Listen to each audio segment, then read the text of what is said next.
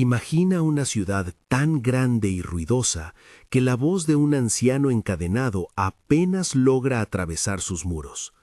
Imagina calles empedradas por las que pasa la gente creyendo que la vida continúa igual, mientras en un lugar subterráneo alguien espera una visita que podría significar todo. Esta es la Roma de Nerón. Esta es la escena donde comienza la travesía de Onesíforo, el amigo que nunca dejó a Pablo en la cárcel. Pablo, cansado pero firme, vive sus últimos días bajo arresto en la Mamertina, un calabozo famoso por su severidad. La ciudad vibra con rumores, acusaciones, juicios y la sombra de persecución que hace temblar a muchos creyentes. Mientras tanto, en Éfeso, la misma ciudad donde años atrás las palabras del apóstol habían prendido vidas como fuego en rastrojos secos, hay alguien cuya figura, aunque no estruendosa, será esencial. Onesíforo. Su nombre, que significa el que trae provecho o el que beneficia, resume su modo de vida. No buscaba títulos, no ansiaba fama, servía con manos y corazón disponibles. Recordemos el contexto. En Hechos 19 se relata el ministerio de Pablo en Éfeso, largas temporadas de enseñanza, milagros y conflictos que cambiaron la dinámica del lugar. Fue allí donde muchos aprendieron a escuchar el Evangelio, donde se formaron comunidades que luego correrían el riesgo de creer en público. Onesíforo surge en ese entorno, un creyente inquieto por servir, acostumbrado a la rutina humilde del servicio y a la cercanía con quienes predicaban la fe. No era un jefe en la iglesia, no tenía un cargo que el texto bíblico le atribuya, era sencillamente alguien dispuesto. Entonces llegó la noticia: Pablo arrestado en Roma. Para algunos fue un llamado a orar en secreto, para otros un motivo para apartarse por miedo.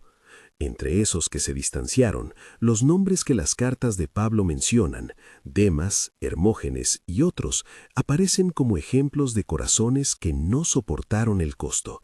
En contraste, Onesíforo no se dejó dominar por la prudencia cobarde.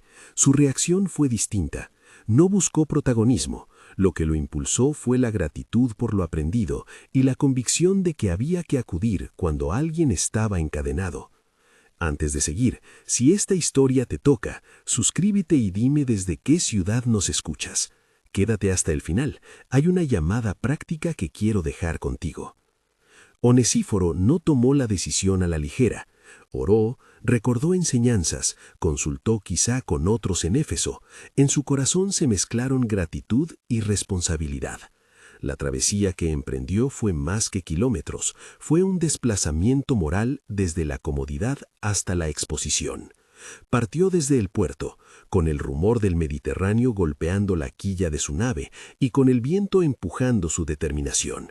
Los viajes en aquella época no eran suaves, barcos castigados por el oleaje, calzadas polvorientas, posadas donde la confianza debía ganarse a cada paso. Y encima, Roma no era una ciudad que abriese sus puertas de par en par a desconocidos que preguntaban por un prisionero famoso.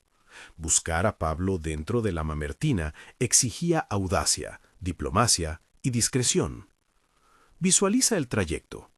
Atardeceres sobre el mar, la silueta de islas desfilando a lo lejos, luego la llegada a puertos donde el idioma y las costumbres se mezclan. El viajero cruza territorios donde las noticias y las lealtades cambian con la marea. En los caminos hay riesgo, robos, retrasos, hombres que ven al forastero con sospecha. Onesíforo tuvo que moverse entre gente prudente y entre aquellos que desconfiaban de los cristianos, gente que podía tanto ayudar como traicionar. No conocemos todos los detalles. La Escritura no nos cuenta cada paso de su viaje, pero la Biblia nos da la pieza esencial. Onesíforo llegó. No permitió que el miedo domestique su compasión. Al entrar en Roma, su búsqueda se volvió más difícil. La ciudad era un laberinto de casas patricias, edificios públicos y guarniciones. Las comunidades cristianas se ocultaban o vivían con prudencia. Algunos, aún creyendo, se volvieron cautelosos por temor a represalias. Onesíforo no desistió. Recorrió las casas de hermanos, preguntó en voz baja, observó a los guardias en sus ritmos, tanteó puertas con discreción. En una ciudad así, la información circulaba diferente.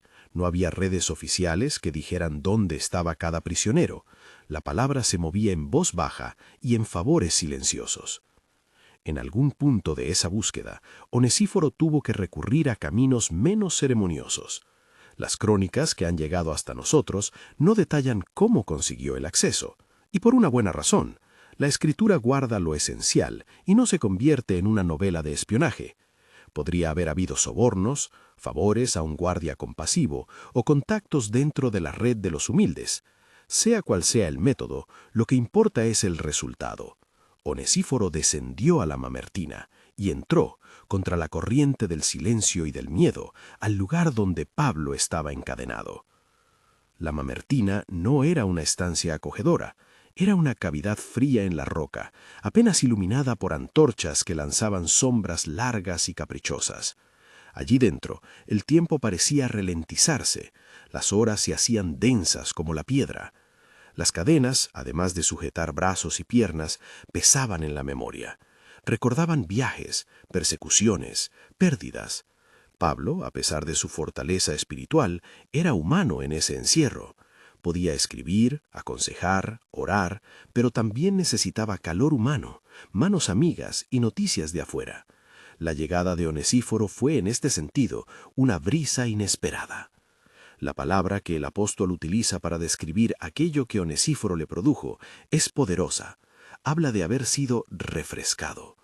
En el griego del texto neotestamentino aparece la idea de anasao, refrescar, avivar, y Pablo lo recuerda con gratitud. En 2 de Timoteo 1:16, él escribe que la casa de Onesíforo recibió misericordia porque muchas veces me confortó y no tuvo en avergonzarse de mis cadenas. Esa frase, breve, guarda dimensiones inmensas. Onesíforo no se avergonzó, no retrocedió ante la vergüenza pública que llevar el nombre del prisionero traía consigo. Fue a la cárcel a llevar lo suficiente como para sostener, a acompañar con compañía y a traer noticias que aliviaban el espíritu.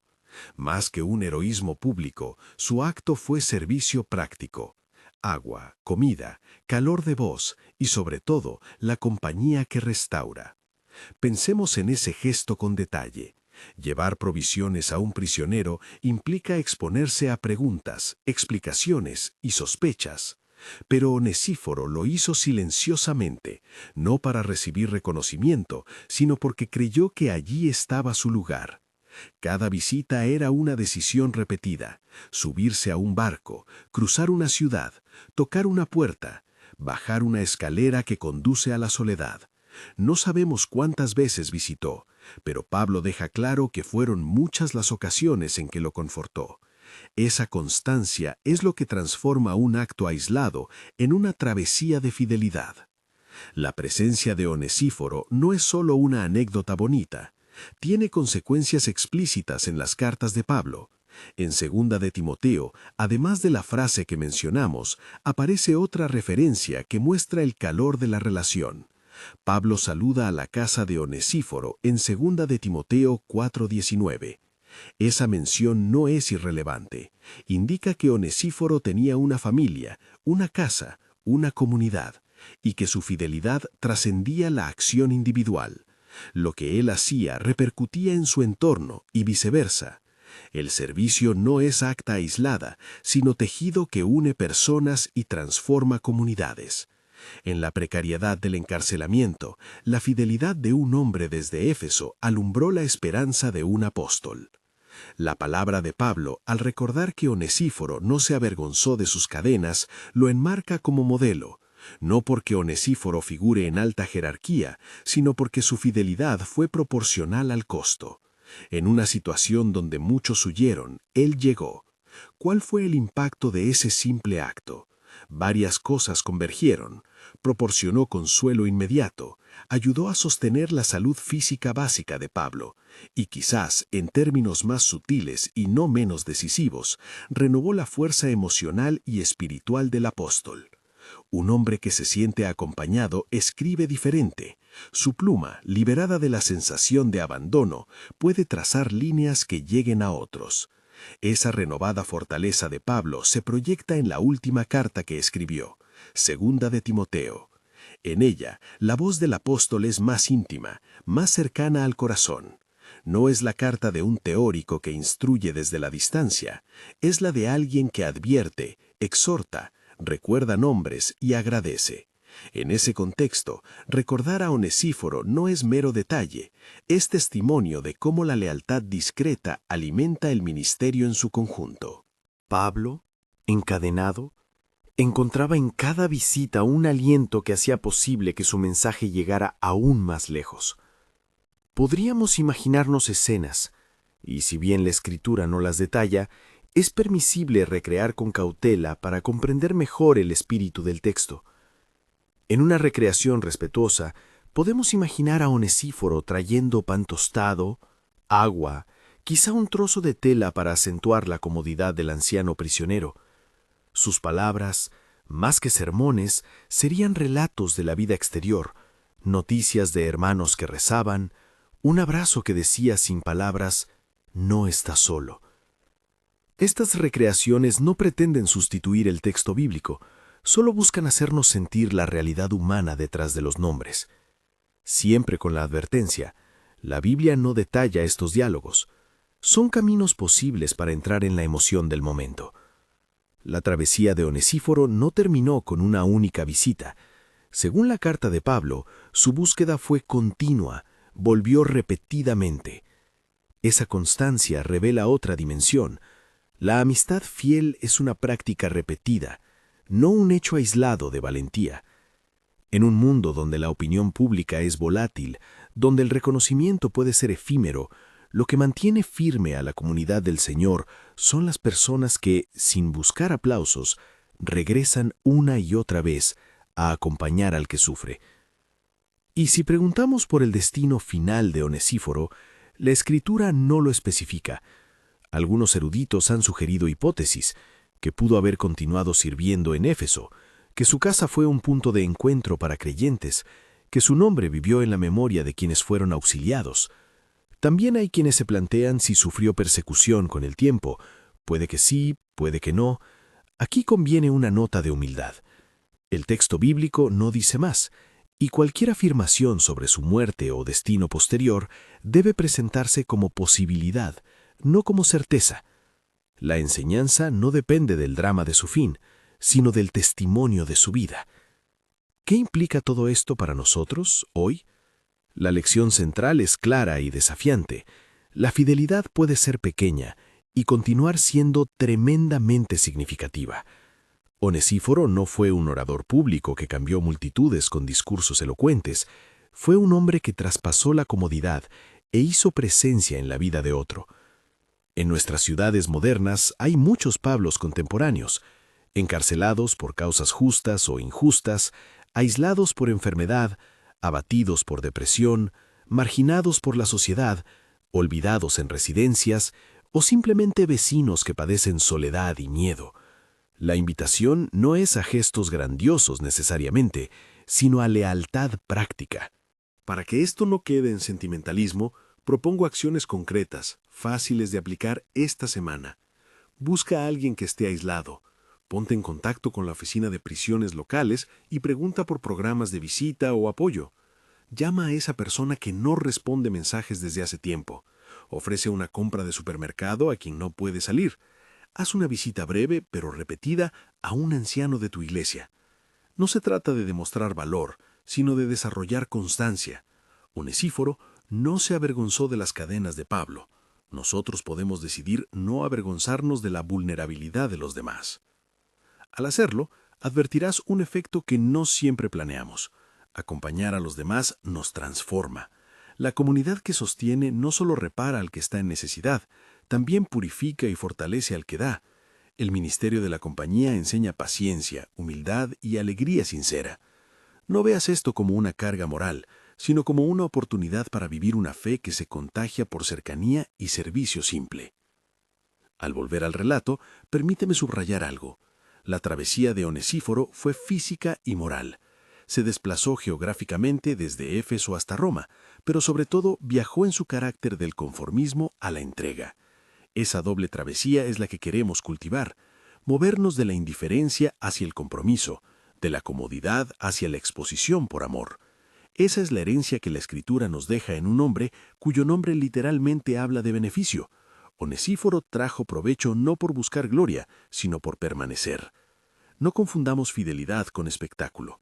Onesíforo no buscó honor público, su recompensa no fue fama, su recompensa fue algo menos espectacular, pero más duradero. El afecto y la gratitud de un apóstol, la salvaguarda del ministerio que continuó a través de palabras escritas y vidas transformadas. Cuando mencionamos su casa en 2 de Timoteo 4:19, entendemos que su obra no fue privada, fue semilla que dio fruto. A veces las acciones discretas son las que permiten que se escriban cartas que cambiarán la historia. Antes de cerrar, quiero que pienses, ¿quién en tu entorno ha sido descuidado por el miedo o por la prisa? ¿Quién necesita que alguien cruce la calle, que deje la comodidad, que ofrezca una presencia regular? No busques perfectos momentos heroicos, busca pequeñas oportunidades para comenzar. Un café, una llamada semanal, una invitación a comer. Si nadie te viene a la mente, pregunta en tu iglesia por el programa de visitas, por la lista de ancianos o enfermos que nadie ve. Haz que tu nombre esté del lado de los que van y vuelven. Para quienes se sienten menos capaces por timidez o inseguridad, recuerda que la fidelidad no exige grandes oratorias ni títulos, requiere constancia y humildad. Tú no tienes que resolver todo, a veces basta con llevar una sopa, escuchar con atención, enviar un mensaje que diga «no estás solo».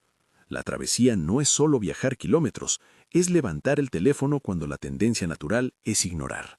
Terminemos con una breve reflexión que convoca al corazón. La iglesia primitiva sobrevivió y se expandió no por discursos brillantes únicamente, sino por vidas como la de Onesíforo, que no se plegaron ante la vergüenza ni la persecución. Nuestra época necesita ese mismo tipo de lealtad práctica, hoy expresada en visitas, llamadas y cuidados constantes. No subestimes lo que una mano amiga puede hacer en la oscuridad de una mamertina moderna. Si esta historia te conmovió, considera compartir este video con alguien que necesita compañía hoy, o comenta abajo a quién vas a visitar esta semana.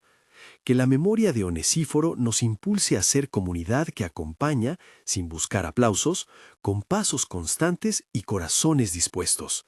Que la gracia que sostuvo a Pablo sostenga también a quienes tú vas a encontrar.